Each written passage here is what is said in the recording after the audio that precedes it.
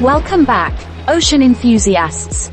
Today, we dive into the latest and most exciting discoveries in the world of oceanography in July 2023. From mysterious creatures to groundbreaking research, get ready for a thrilling update on all things related to our planet's vast oceans. Let's get started. First, we have news about changes in ocean color. More than 50% of the oceans are changing color, according to a recent NASA study published in July 2023. Data from NASA's MODIS Aqua satellite was used to obtain this result. The MODIS, Moderate Resolution Imaging Spectroradiometer, is a scientific instrument on board two NASA Earth observing satellites, Terra, EOS AM1, and Aqua, EOS PM1. The Aqua satellite carries the MODIS Aqua instrument, hence the name, MODIS Aqua.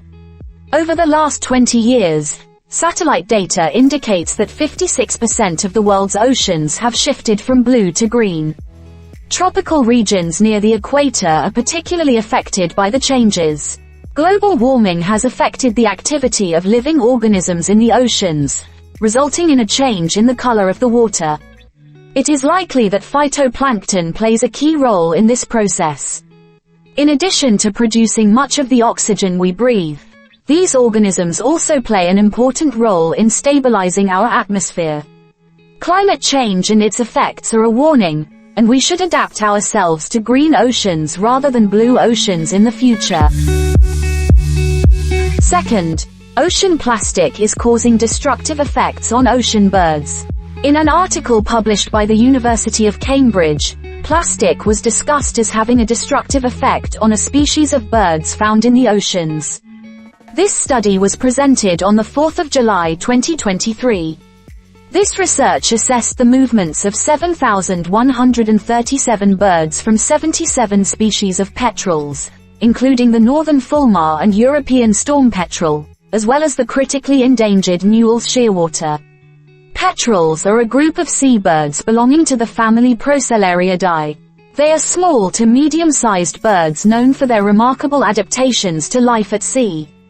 Petrels are found in oceans and seas worldwide, and they are particularly common in the Southern Ocean and the Antarctic region.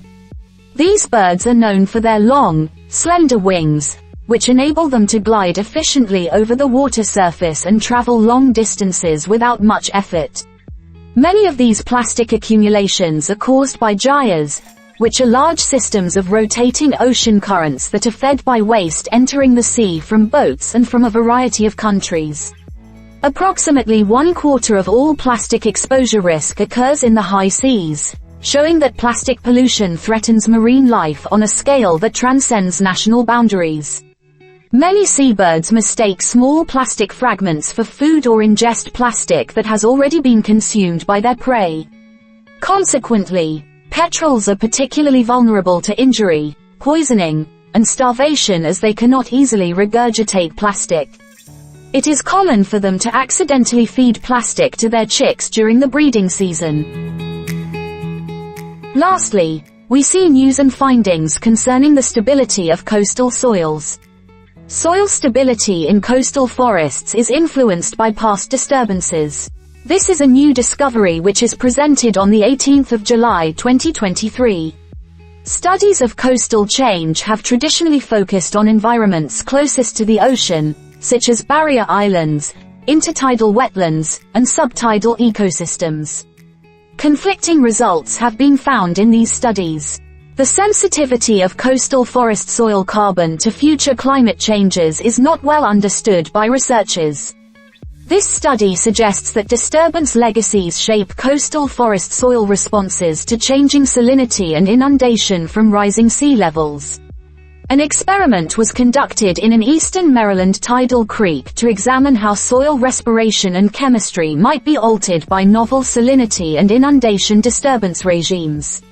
Scientists found that soils with a history of salinity and inundation by seawater were more resistant to changes in water conditions, suggesting that soils learn from their history of inundation.